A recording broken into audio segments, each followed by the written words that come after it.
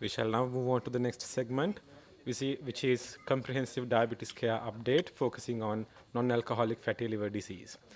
And may I now invite the two moderators, Dr. Noel Somasundaram, consultant endocrinologist, and Dr. Upul Disanayaka, consultant physician from Sri Lanka. Over to you, sir.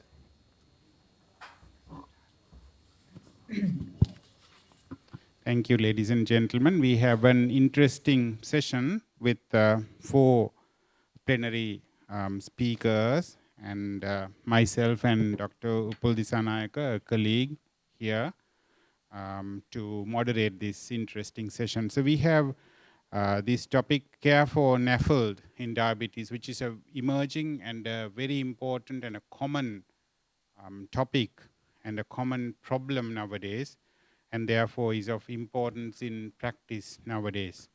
And I'm sure the audience will want to know a lot about this emerging and sometimes confusing topic which needs some consensus. So we have 4 panelists today, Dr. Faria Afzana from Bangladesh, Professor S.P. Singh from India. Their CVs will be displayed shortly. Dr. Udita Dasanayaka from Sri Lanka and Professor Anuradha Dasanayaka from Sri Lanka, whose CVs will be displayed. Yes, they are being displayed now. And may I take the opportunity to invite Dr. Faria Afzana to talk first. But before that, let me invite Dr. Udita Dasanayaka and Professor Anuradha Dasanayaka to the podium to come and take a seat. So we have 4 topics. Taking care of the liver in patients with diabetes, are we doing enough? Will be the first talk, which will be done by Dr. Faria. And then NAFLD in diabetes, when to refer to the hepatologist, that will be done by Professor S.P. Singh from India. Then workup of a patient with NAFLD, the challenging paradigm, Dr. Udita Dasanayaka will be doing that. Evidence-based interventions in NAFLD, do we have any? Professor Anuradha Dasanayaka will be doing that. We'll have time for discussion and questions after that, and we are taking audience questions also.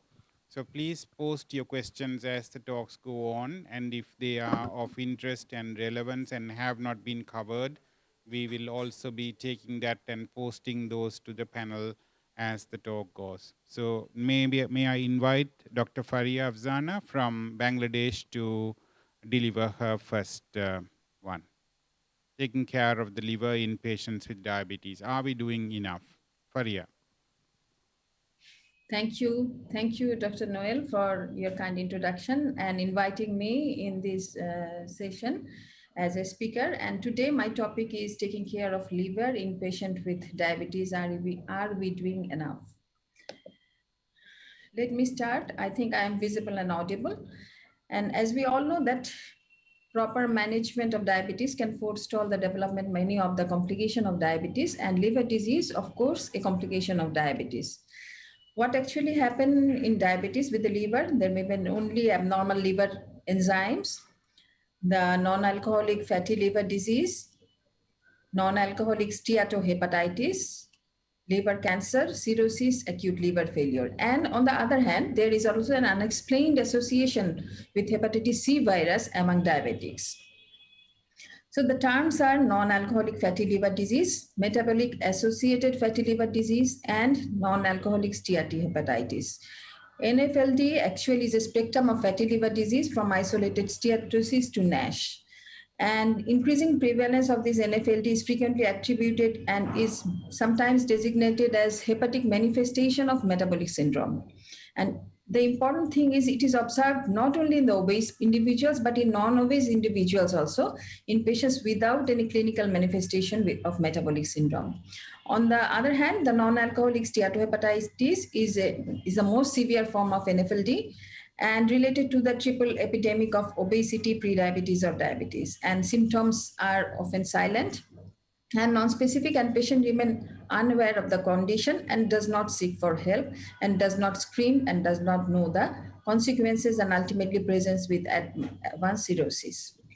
So a healthy liver that is almost less than 50% of containing fat progress to the excessive fat accumulation due to excessive calories, sedentary lifestyle, And this leads to the non-alcoholic steatohepatitis by chronic inflammation and cell death, and ultimately fibrous scar formation, fibrosis, and cirrhosis. Ultimate outcome is liver failure and hepatocellular carcinoma in some situation. Along with this, from the NASH stage, there is increased rate of death with a cardiovascular disease also. So almost in many cases, there are late diagnosis, as evident by the term at first designated that by the liver transplant surgeon, who find that increasing frequency of cryptogenic cirrhosis usually attributed to the undiagnosed NASH as a cause of liver transplantation. And from that time, it is designated as a cause of diabetes-associated liver disease. So only a few patients receive this diagnosis of NASH or ever treated. Why? Why they are not diagnosed? Because there are many reasons. The patients and clinicians are unaware of the non-alcoholic steatohepatitis as a potentially serious medical condition. And sometimes ALT or AST or the hepatic transaminases miss due to reliance of the low sensitivity. And the liver biopsy, the confirmatory diagnostic test, is rarely pursued even in the patients who are at risk of NASH. And patients and physicians are unaware of the weight loss and medical treatment that may reverse the NASH actually. If we look at the epidemiology, in the Asia-Pacific region, it is very much prevalent, and it differs actually according to the genetic background, nutrition, physical activity, lifestyle, and sedentary behavior.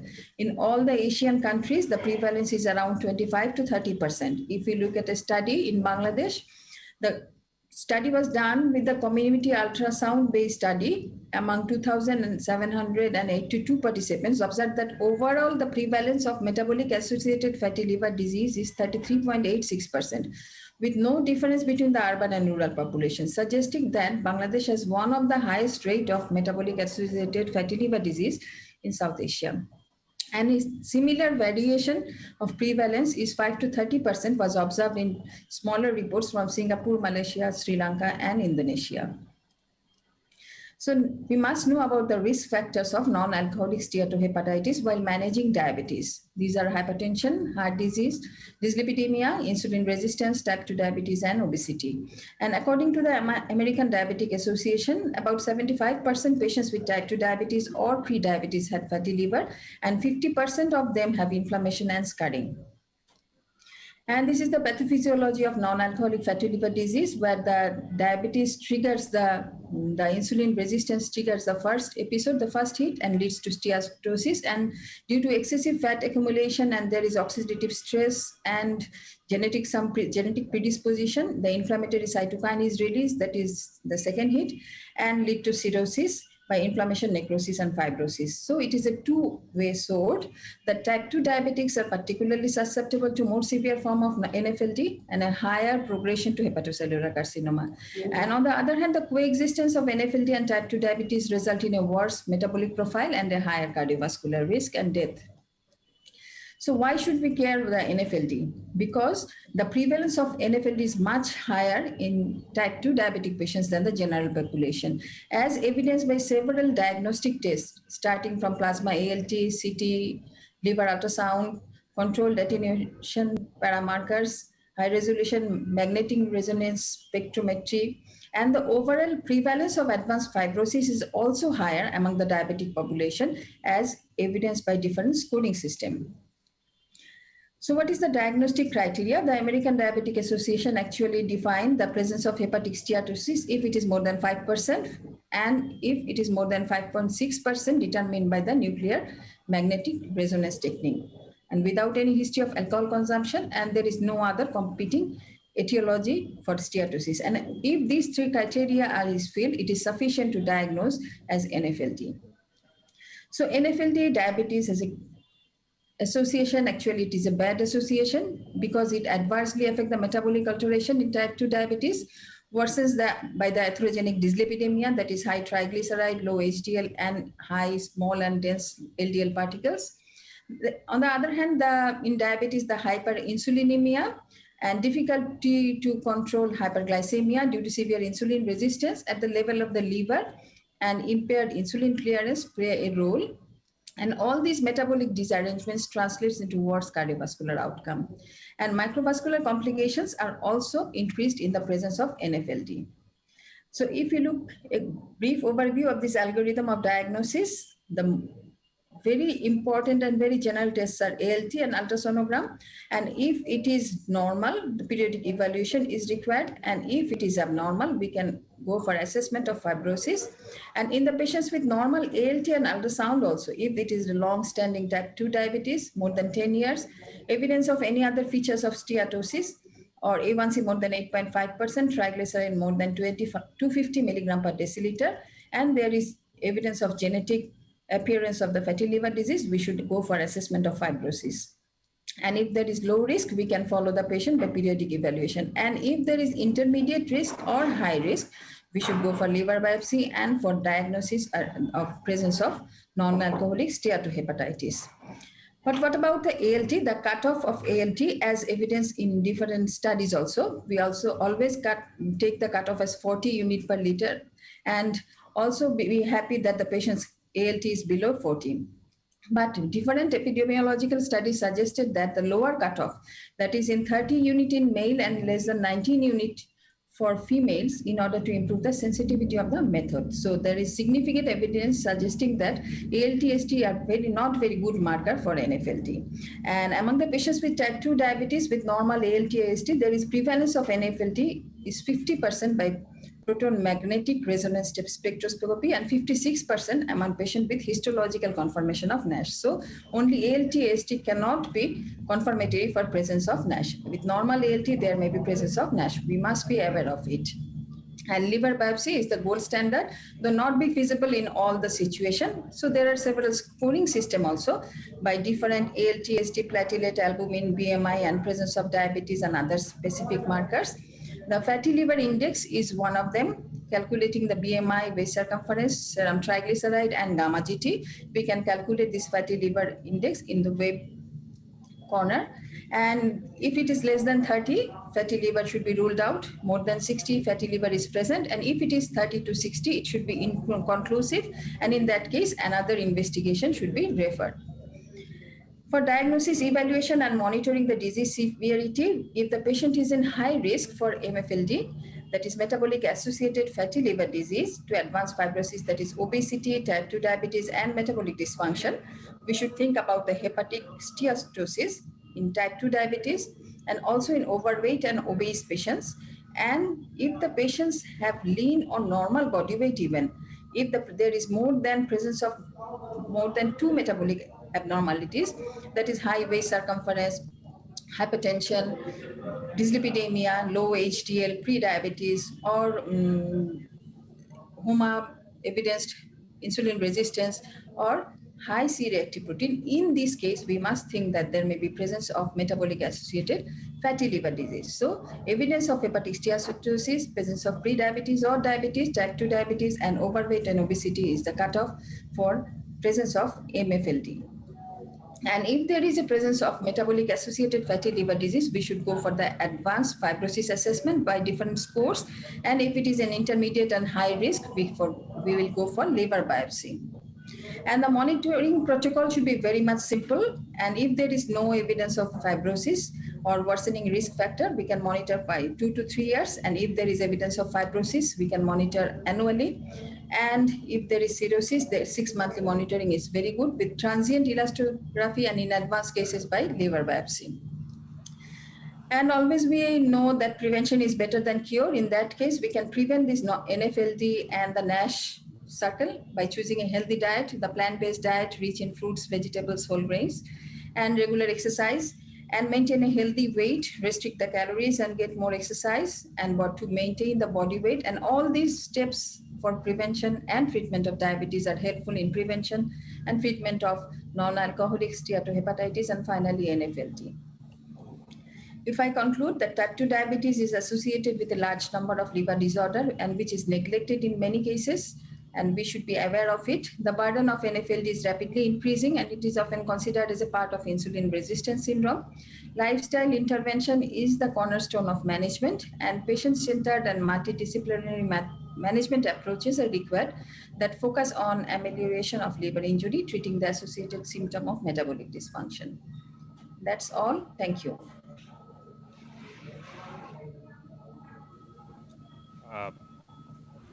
Thank you, Dr. Faria Afsana.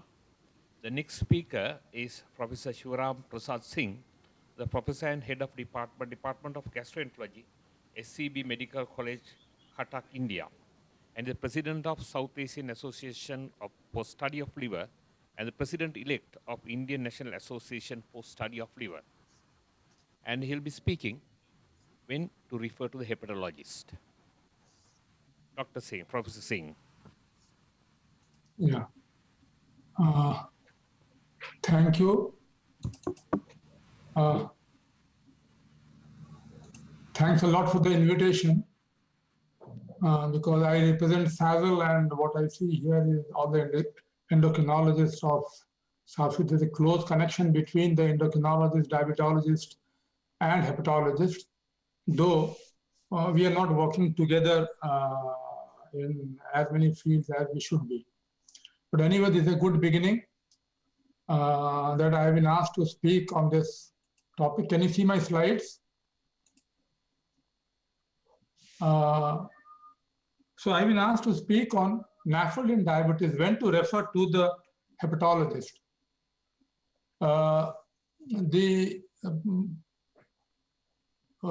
We need to understand when we discuss this subject, what is the magnitude of the problem? What is the relationship between the two? And why do we have to be bothered about referring to a hepatologist? Why not the physician manages the patient or the endocrinologist manages the patient? And if you have to refer to hepatologist, when, why, and what is the evidence to support that these patients, the outcome will be better in these patients if we see the hepatologist? And we need, is there any guidance on how and when this patient should be referred? These are the major issues we need to understand. And it is interesting to see here that though we make up, South Asia makes up only 3% of the world's area, we hold 21% of the world's population. And we have roughly, around 8% prevalence of diabetes, and it is gradually rising. What that translates into is that the people with diabetes, out of the 170 crores of rough population who reside in South Asia, about 136 millions, that is about 13.6 crores, have diabetes. And if you talk of NAFLD, depending on the patient population, you're about 68 to about 100 million people of diabetes with NAFLD reside in South Asia. And diabetic with NAFLD, we don't have proper figures. I won't speak much about this. Now, whenever I think of diabetes and NAFLD, what is the relationship between the two? Does diabetes, is it responsible for a lot of NAFLD, or NAFLD is responsible for diabetes? As you know, there are a lot of papers, including the paper from Anuradha.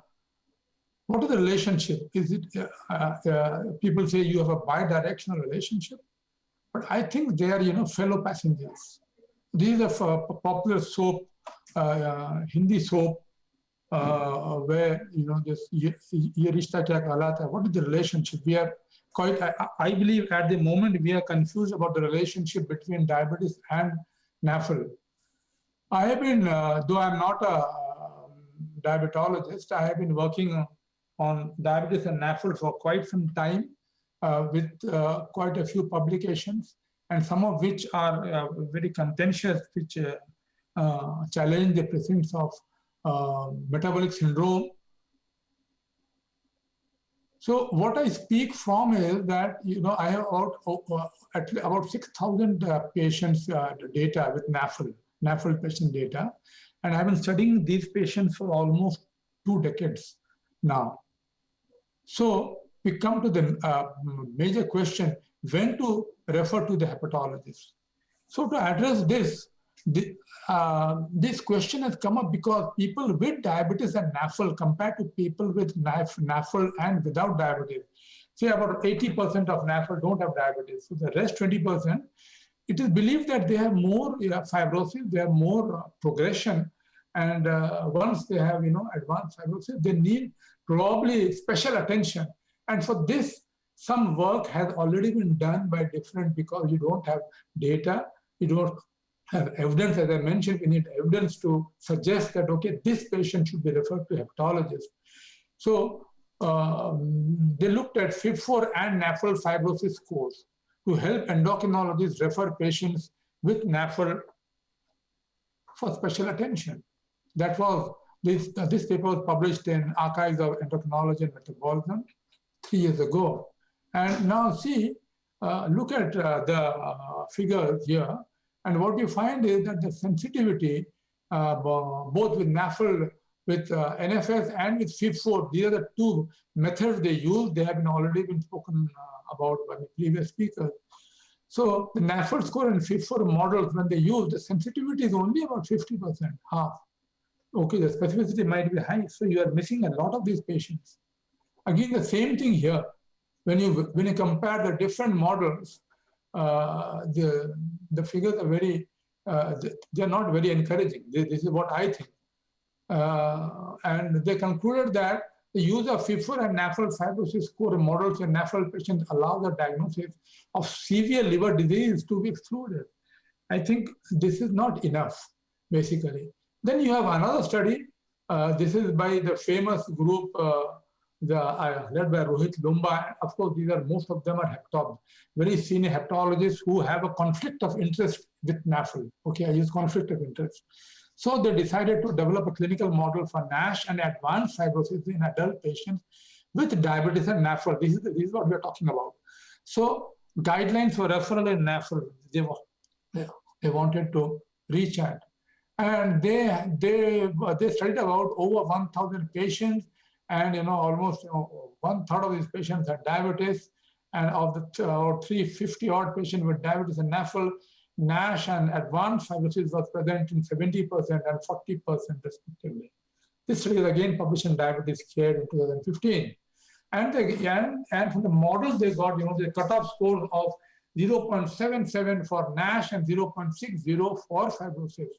However, you can see that the application of these prediction models accurately classified, and they proudly mentioned that there's classified 67% of the study set with NASH and 77% with advanced fibrosis. But yet they conclude that clinical judgment and further testing, including liver biopsy, may still be needed in patients determined not to be at high risk. So all this is to avoid liver biopsy. I mean, they think that you need to do a liver biopsy, and to avoid that, you are doing all this jugglery of various models. And however, they say that they may still be needed in patients determined not to be at high risk for NASH and advanced fibrosis using these models. So you are going to miss a patient. You have another fast score for the non-invasive identification of patients with NASH with significant fibrosis, right? And here, see, look at, the FibroScan score for non-invasive, when they checked it, they got a cutoff or 0.35 for a sensitivity of 0.9, right? But look at the gray zones. They cannot help 40% of the patients with this so-called advanced FibroScan or fast score for NASH identification. So what is the use if 40% of people you are unable to help? You have the gray zone, and again, you sit down what to do with them. And this is a very recent publication and published in Scientific Reports, and they conclude, and this is the title of the talk, I won't go into my details, that current NAFL guidelines for risk stratification in diabetic patients have poor diagnostic discrimination. And besides that, all this, the various models which you are going to use, still with them, you have high referral rates to liver specialists. So a lot of them you need to refer to a liver specialist just because you're going to use these scoring systems. And this requires prohibitively substantial resources. This is very important for resource-constrained regions like ours. The other problem with this is all this data, all this sensitivity, predictive values are from a population which is completely different from ours, right? You look at the BMI values, and this is a reason why these are selective population. Next, they have very high BMI values, and these are the BMI values on the other side, the other column. The Indian figures, they are very, very low. So all those cutoffs we cannot use. We have to have our own cutoffs if at all we are going to work in a patient. And that is why we had a recent publication from Samir Shah from Mumbai, Samir Shah group, who looked at FIB4 values, and what they found was the FIB4 cutoff of less than 1.45 is not okay for Indian patients. For us, the cutoff value should be 1. So there's a huge problem using these cutoff values in these patients. And what do you achieve? You're trying to avoid liver biopsy. You're trying to identify people who have significant fibrosis. But even if you do have, the only utility I believe personally of all these tests is if you're going to do a drug trial. Outside drug trials, you don't have any drugs. You don't have any prescription drugs which are there to prescribe and then accepting for lifestyle modification and control of diabetes. You have statins, you have blood pressure, you have the comorbidities management. That's all. So when you do not have, why do you concentrate on these models? And if at all we are going to discuss or talk about them, we need to examine all these markers in South Asian population. And I think SAFIS is a very nice forum. SAFIS combined with SAZL, that the liver South Asian liver study, we could get together, and then we could reach at some cutoff which might be some meaningful, because we did a study in Cuttack here in my place and looked at all these markers, these cutoffs. They were useless for our patients. So my take-home message would be all patients of diabetes and NAFL should be managed with care meticulously, irrespective of whether they have mild fibrosis, no fibrosis, severe fibrosis. Fishing with the non-invasive markers of fibrosis to rope in a hepatologist to manage patients with greater fibrosis is wishful thinking. Significant number of patients in whom these markers do not suggest fibrosing NASH also deserve equal attention. And further studies are needed to evaluate the value of these markers of fibrosis in our patients, that is in South Asia. We should concentrate with our limited resources on preventing disease. As you all know, superior doctors prevent disease, mediocre doctors treat disease before evident, and inferior doctors treat the full-blown disease. And I end my talk with these quotations from John Redmond Coxe and Thomas Edison. The longer I live, the less confidence I have in drugs, and the greater is my confidence in the regulation and registration of diet and regimen, and that is most important for NAFL. The doctor of the future will give no medication, but will interest his patient in the care of the human frame diet and in the cause and prevention of disease. Thank you. Thank you for a patient hearing. I am very grateful to SAFIS for inviting me to give this lecture in this for this audience. Thank you. Thank you, sir, for that wonderful lecture. Next up is Dr. Udita Bandara Dasanayaka. He's a consultant gastroenterologist and hepatologist. Over to you, Dr. Dasanayaka. Thank you, sir, for that kind introduction, and thank you, SAFIS, for your excellent organization of this event, even in these very difficult times. So I'm just going to talk about workup of patients with non-alcoholic fatty liver or metabolic associated fatty liver. And I would like to, first of all, there's a small caveat. Of course, these patients have a lot of other metabolic abnormalities that go hand in hand with the fatty liver. I'm not going to discuss that. I'm just going to discuss the basics about assessing the liver-related pathology of NASH or NAFLD. So I'm going to talk about mainly three things. As you heard before, most of my previous speakers spoke about the importance of liver fibrosis. They always spoke about fibrosis. So why is fibrosis important as a predictor of progressive liver disease in fatty liver disease? And of course, the need for non-invasive methods of evaluation, actually this has been actually dealt somewhat in depth by Prof. Singh, who spoke before me. And a practical approach to workup, as in what we need to do practically when a patient comes to us, what are our options. So as you know, only about 20 to 25% of people with non-alcoholic or metabolic associated fatty liver progress to NASH, and with those patients with NASH, their significant proportion can progress to cirrhosis. So it's important for us in the workup to identify patients who have that risk of progressive liver disease and prioritize them in our treatment regime.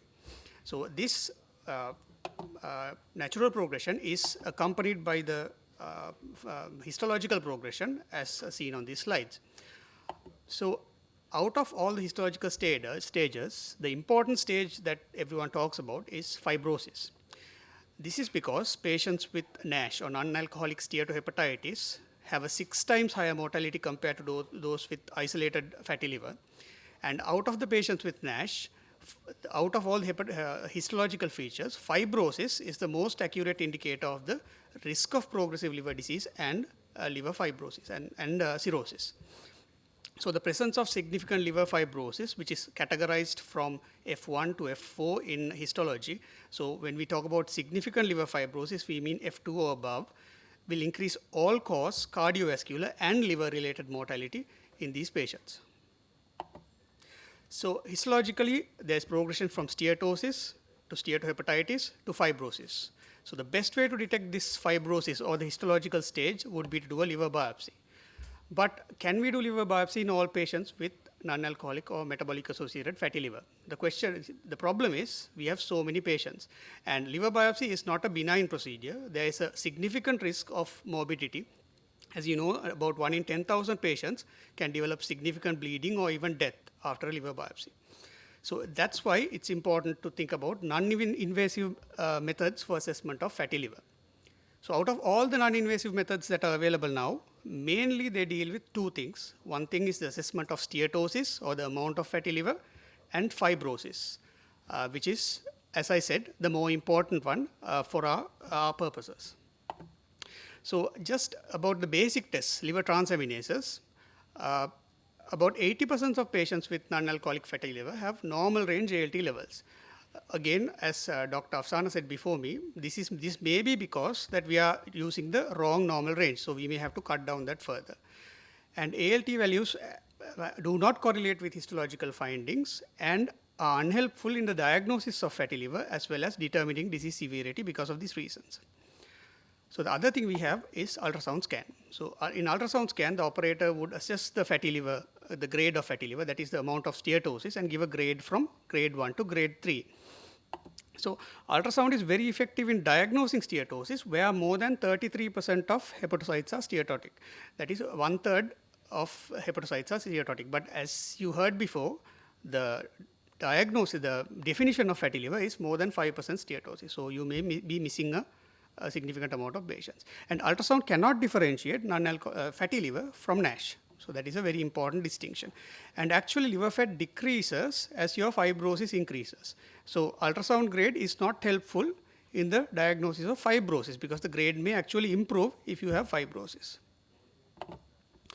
So this ineffectiveness of our usual, the normal standard tests lead us to these other more advanced non-invasive serum markers or non-invasive tests.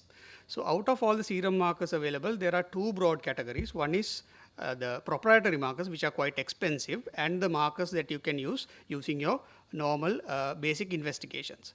For example, there is the non-alcoholic fatty liver disease fibrosis score, NAFL fibrosis score, where you have two cutoffs to determine whether they have significant fibrosis or not. And FIB4 index, again, which has two cutoffs. And as Prof. Singh said, we may need different cutoffs for our patients for the South Asian population, and these cutoffs may not be effective. And the other main area that I want to highlight is the use of transient liver elastography, or as they market it, a virtual biopsy. So in a transient liver elastography, what they do is they just send a concentrated beam of high frequency radio waves, as in a shear wave, and assess the tissue displacement and the conduction of the wave through the liver tissue. And according to that conduction, they give us two basic metrics. One thing, if you can see here, is the controlled attenuation parameter, or the CAP score, which assesses the steatosis, and the other one is the fibrosis score, that which assesses the fibrosis, which will come as in kilopascals. So according to the fibrosis score you get, you can use one of these basic sort of indicators, and you can assess the amount of fibrosis in that patient. You can sort of estimate the amount of fibrosis using that fibrosis score. And again, as Prof. Singh said, now there are new methods that they are developing by combining the CAP score and the fibrosis score with the AST level, and also with the combined score, they are now trying to evaluate the presence of steatohepatitis with fibrosis. So they are going to have a more broad evaluation, which is called the FAST score, which is now has been evaluated and validated. And the other thing that's important to us is shear wave elastography, which is usually incorporated into our ultrasound machines, but it's still not widely available, but it's coming up. I'm sure it will be available in the future, and it is something that will be promising and helpful. So practically, how do we use these non-invasive tests? The main important thing is these tests are good for excluding significant liver fibrosis. So that is more than F2 liver fibrosis, high negative predictive value. So if you have an inconclusive or high result, then you can consider liver biopsy in these patients. So it's a more of a sequential assessment rather than a broad assessment. So what we can do is once we detect a patient, we can assess their risk of fibrosis with serum markers and elastography, ideally both. But if you're for cost reasons, maybe you can do it sequentially, and then you can filter out patients for liver biopsy. So this is just a more detailed diagram of how that can be managed. But of course, if you look at different guidelines, there will be slight differences in these recommendations. So in summary, recognizing individuals with fibrosis is the key to predicting disease progression. Non-invasive markers and imaging methods have come to the forefront of the evaluation process, although they need improvement. And a combination of diagnostic methods is practically useful in making management decisions. Thank you very much.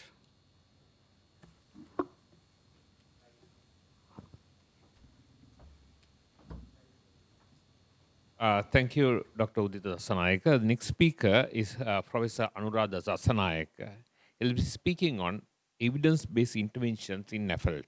Do we have any? Thank you, Mr. President, for inviting me. Yes, we do have interventions which are evidence-based. Why should we intervene? Firstly, to reduce liver-related mortality. Without a transplant, cirrhosis carries 100% mortality, and also to reduce all-cause mortality. But only the patients with advanced fibrosis will need what are called liver-directed therapy pharmacologically. So a recommended main treatment option is lifestyle modification, and if you can reduce about 7 to 10% of your weight, fibrosis can be reversed. Also important is the diet and the exercise. What are the evidence for weight reduction? This randomized controlled trial by Villa-Gomez in 2015 showed that calorie deficit of 750 kilocalories with 200-minute walking is going to reduce fibrosis if weight is reduced by 10%. Value of reducing inflammation was seen when the weight is reduced by more than 5%.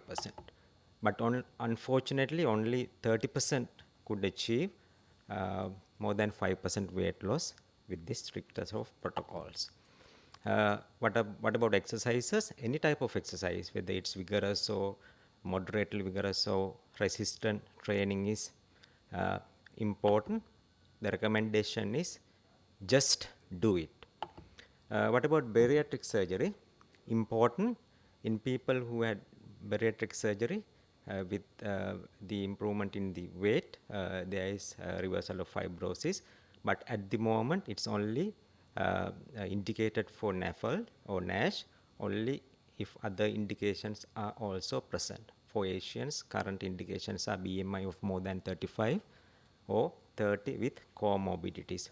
Endoscopic, no, not endoscopic, laparoscopic sleeve gastrectomy is the most popular choice at the moment, but there will be a lot of endoscopic methods coming up in the future. What about the diet? Mediterranean diet, the DASH diet, and the vegetarian diets are useful, but we need Sri Lankan and South Asian adaptations of these diets with similar characteristics of these diets like Mediterranean diet and the DASH diet. You have to keep in mind about fructose, and now people are talking about fructoholism like alcoholism and fructoholic liver disease like alcoholic liver disease, especially if the children get addicted to fructose in their childhood, and you have to keep that in mind. Coffee is beneficial in many studies and should encourage intake of coffee, and you have to stop smoking. What about the pharmacological treatment options available? We have existing drugs like vitamin E and a lot of diabetic drugs useful in NAFLD, and also drugs coming from the pharma industry like obeticholic acid. These are reserved for patients with advanced fibrosis. This landmark trial by Sanyal in 2010 showed that vitamin E and pioglitazone is very useful, and this trial was mainly done on non-diabetics, but later studies showed that pioglitazone is beneficial in diabetics as well. Concerns regarding heart failure, osteoporosis, and bladder cancers are gradually getting cleared, and it's making a comeback. Now, advice is you can start pioglitazone in patients with diabetes and non-alcoholic steatohepatitis, and if there is no weight gain or ankle edema which is seen in about 10% of the patient, you can increase the dose and continue pioglitazone in these patients. This is the trial about pioglitazone in patients with type 2 diabetes and pre-diabetes. Liraglutide is beneficial in a smaller study, RCCT, and probably through its action on the weight. Saroglitazar is a drug with hypoglycemic and anti-lipid properties similar to pioglitazone. This drug was licensed in India for non-alcoholic fatty liver disease with fibrosis early this year, and this became the first drug to be licensed in any country for NASH, and it still remains the same. SGLT2 inhibitors are beneficial in smaller studies. These are not biopsy-proven studies, but assessed by the MRI methods of assessing fat, probably through its effect on weight reduction. Obeticholic acid is a different, it's not a diabetic drug. It's not something similar to ursodeoxycholic acid, which has been in use, which is not beneficial, but obeticholic acid has been shown to be beneficial in phase 2 and phase 3 trials. This is interim analysis of the phase 3 trial. 38% responded the reduction in fibrosis, but the application for fast tracking this approval by the FDA was refused early this year because of the concerns with the adverse effects of obeticholic acid. And you have to keep in mind that statins are extremely useful drugs in liver disease, and it's coming up big time as a potential drug for advanced liver disease. And if there is a chance of starting them on a statin, you can find any number of indications to start statin in diabetics. Please do start it, and it's going to be beneficial in the long term. To summarize, ladies and gentlemen, progressive NAFL needs interventions to prevent cirrhosis and hepatocellular carcinoma. Lifestyle modification is the key. 10% weight reduction reverses fibrosis, but only 10% can achieve it. You have to have correct dietary practices and exercise. Ideal pharmacological treatment is still pending. Vitamin E, pioglitazone, and obeticholic acid are beneficial in randomized controlled trials. Saroglitazar is licensed in India. Statins have a role to play, but appears underused. To conclude, ladies and gentlemen, these are migratory birds. Just before their departure back home, they start feeding like mad, and within 7-8 days, they have their livers enlarging 10 times the normal, and they fly back home over the next 7 to 10 days non-stop, 8,000 to 10,000 miles. So what can we conclude from this? That you can get a fatty liver quickly and you can get rid of a fatty liver quickly, and that's my final conclusion. Thank you very much, ladies and gentlemen, for your kind attention. Thank you, Professor Anuradha Dasanayake.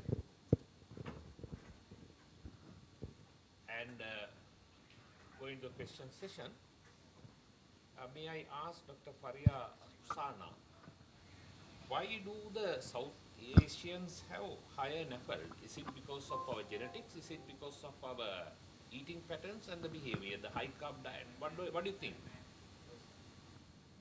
Actually, the diet is an important factor, and in these South Asian regions, carbohydrate-rich diet, the rice is the main food.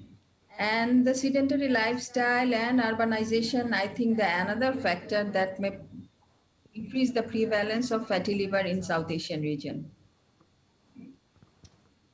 But you interchangeably use the terms NAFLD and MAFLD.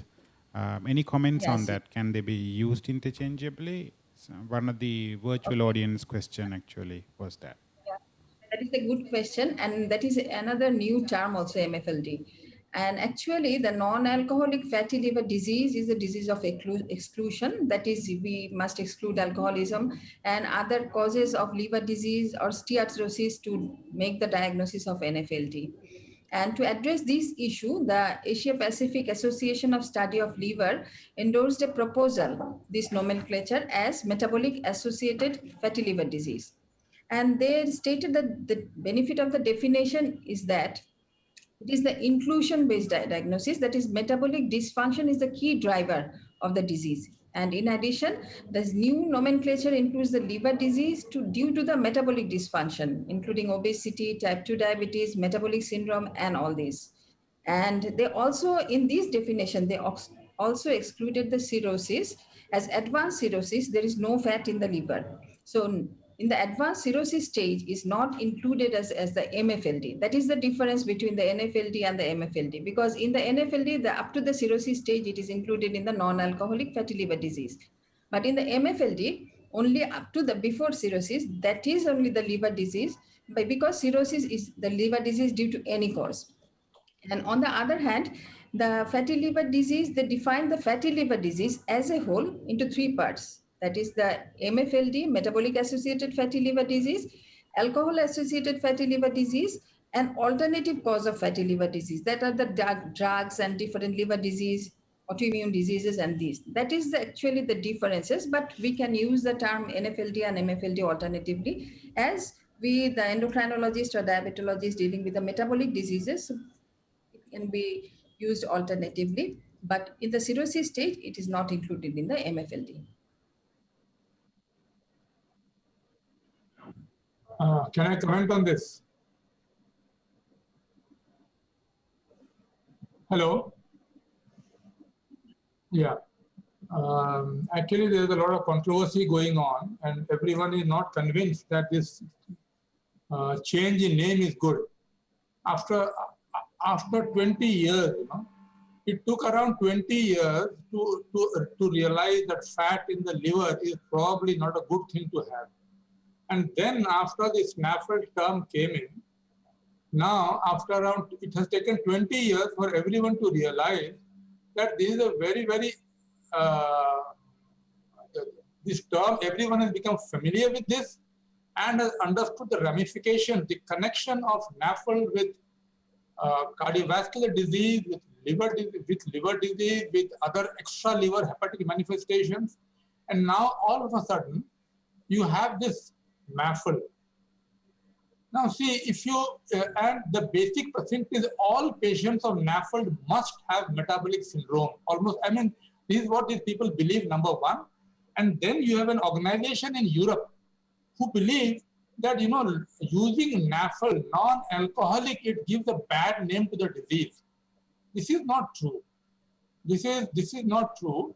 And a negative, you see, non-Hodgkin lymphoma, it is in so many places, right? So basically, I mean, again, creating this is making the pitch queer and creating more confusion. It will take a long time for people to get adjusted to this new name. And besides, in countries like South Asia, there is a large population who do not have insulin resistance. If you look at the HOMA value, we have a study from India, from my center, where 50% of NAFLD patients did not have high HOMA values. Their HOMA values were less than 2. And the same thing, there's a study where Bangladesh also, 50% did not have elevated HOMA values. So there is more than, you know, just metabolic syndrome to NAFLD. You have gut microbiota, you have circadian rhythm, you have so many other factors. So it will be naive to believe that, you know, we can club all of them together. And it is also not fair to believe that the word NAFLD is stigmatizing. This is a major issue when they change the name. I don't think NAFLD stigmatizes it. Rather, when you say non-alcoholic, the patient, because whenever a patient is fatty liver disease goes to a doctor, he asks, do you take alcohol? How much do you take? And he says, no, sir, I don't take alcohol. No, you are lying. You must be taking small amounts. See, you can't lie to a doctor. And he says, no, I don't take. So once the label of NAFLD comes in, he doesn't take alcohol. That part is very clear, and it actually destigmatizes the patient, contrary to, you know, what these name changes have done. This is what I have to say, and we have also, Anuradha is part of our group. Our paper has been accepted and will publish in Journal of Hepatology soon, where we do not agree with the name change. And there are a lot of other people also who don't. Several questions are, thank you, sir. Several questions are from the virtual audience about sensitivity and how we diagnose NAFLD. So there are questions about the sensitivity about ALT and how you would use it, and about sensitivity of transabdominal ultrasound, both in patients without diabetes and with patients with diabetes. So any comments on how you would go about diagnosing? We heard about ALT. Any further comments to the audience about how you would do? Professor Singh, would you like to comment on that? I hope the question was clear, sir. Lot of wise hepatologists, if you look at the earlier paper, you know, try to differentiate, and basically all the older studies are based on ALT.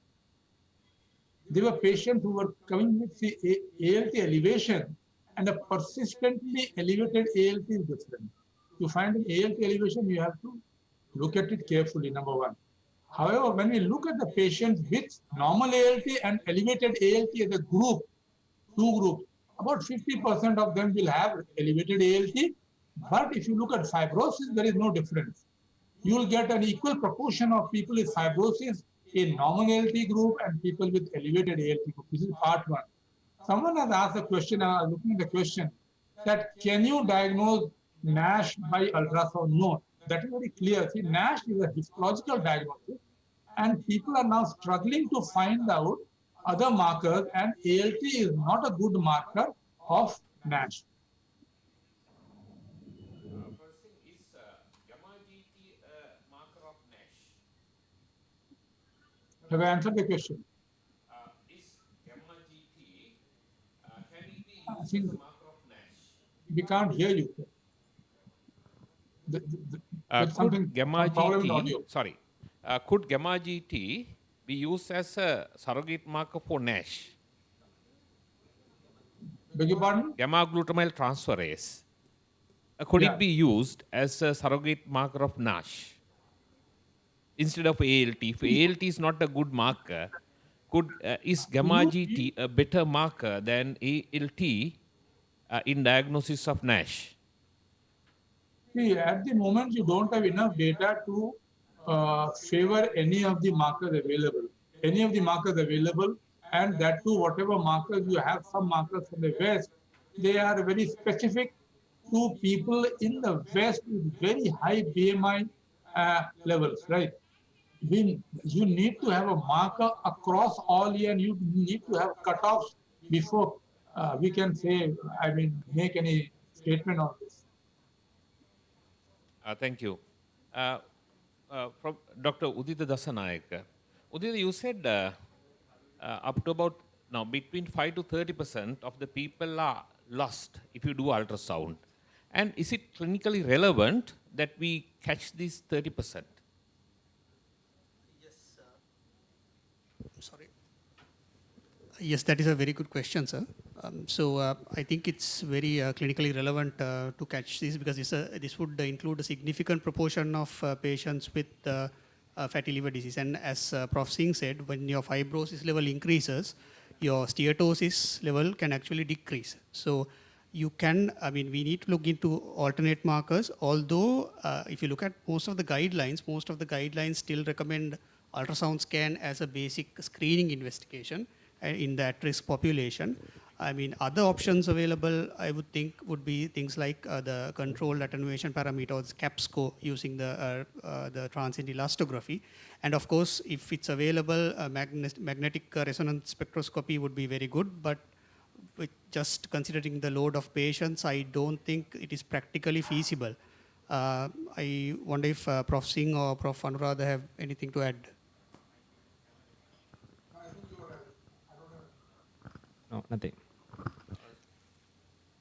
Professor Dasanayake, now if you find a patient with NAFLD, say ultrasound, we find the fatty liver, how do we set about investigating further? What do you do when you find somebody with fatty liver? Yes, I think the most important thing is to find out the metabolic risk factors. Basically, whether they have insulin resistance, whether they are diabetics, or whether they have impaired glucose tolerance, then whether they have their weight is within normal limits, the BMI. Then you find out the risk factors. You can ask about their diet and exercising habits. So that is the most important thing when you come across a patient with fatty liver on ultrasound scan, or patient with elevated liver enzymes. Then next step would be to initiate some kind of intervention, like advising on the diet, exercising, the correct BMI. If there is hyperlipidemia, treat hyperlipidemia. Even if there is diabetes, you treat diabetes, and give them a target weight loss and see whether they achieve that weight loss.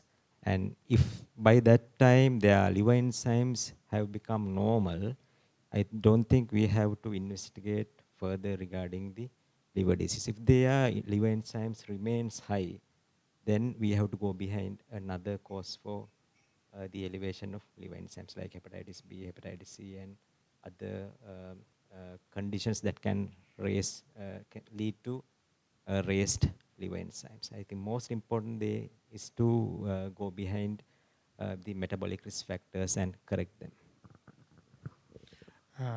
Anuradha, there were two questions about your lecture on therapies.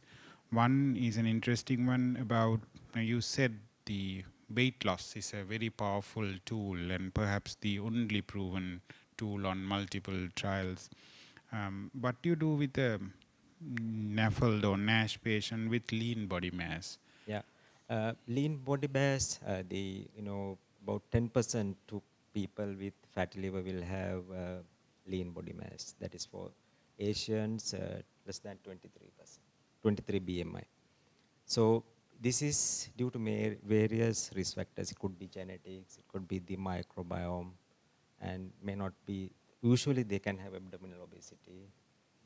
So they can have metabolic disturbances like hyperlipidemia and so on. For them, I think you have to treat the risk factors. Yeah. And also the main study that they show that there is significant fibrosis. In that study, almost all the patients were obese. Yeah. So, but there are small studies which says that even a minor degree of weight reduction is beneficial in lean NAFLD. And what you can do is, maybe 2 to 3% weight loss, up to 5% weight loss, combined with proper diet and the exercises will bring their metabolic profile to normal. So that's the way of managing patients with lean NAFLD. Yeah, in other metabolic disease, we look at whether they are metabolically obese, like other risk factors. You're So correct, we Noel. might Yes. modify Yeah. those. The other thing that you raised the statins as options for therapy. Maybe you want to talk about that because lots of audience questions are regarding that. Also, there is a lot of anxiety about starting a statin when the ALT is raised. And also most of the guidelines would say if the ALT is more than 3 times high, not to start. So people are barred from starting it, but yet we know from clinical practice, when in individualized patients, when you start on a statin, that the liver fibrosis and NASH improves and the patient's ALT comes down. So can you just briefly talk about that? Yes, Noel. The issue with statin is that when you start a statin, in a percentage of patients, we can see some kind of raised liver enzymes. Apparently, this is not due to liver damage. There is no biopsy proven liver damage in these patients who show mild elevations of liver enzymes after the commencement of a statin. That is thought to be some kind of a response of the liver to the comments of the drop of cholesterol level. But statins can very rarely lead to a drug-induced liver injury. Maybe the incidence may be one in million or one in 2-3 million. It is quite similar to any other drug like diclofenac sodium or coamoxiclav or any other illness. So we don't consider that as a serious drug that causes serious liver damage as such. Idiosyncratic reaction, that's very, very rare. So it may be safer than drugs like diclofenac sodium or anti-TB drugs. So there are reported deaths, very few deaths, maybe 2-3 deaths in the entire range of statins and the prescriptions. If you compare with that, the number of prescriptions, it's negligible. So even in patients who have raised ALT, if you diagnose non-alcoholic fatty liver, after excluding other liver diseases, you can start the statin. With time, their liver profiles are going to be improving. And at the same time, I must tell you that statins are becoming kind of treatment option for cirrhosis, like say for example, captopril for heart disease. It's going to be a drug that is going to prolong life expectancy, reduce fibrosis, reduce portal hypertension, reduce the incidence of hepatocarcinoma in patients with cirrhosis. So it's coming up big time as a treatment option for chronic liver disease. Thank you, Anuradha. Thank you. Let's thank all the panelists, Faria, Professor Singh, Anuradha, and Dr. Dasanayaka for that wonderful session. Unfortunately, time is up, so we are going to wrap it up and thank all the speakers and my co-panelist, moderator, Dr. Upul Dasanayaka, for that wonderful time. Thank you. And Faria. Yeah.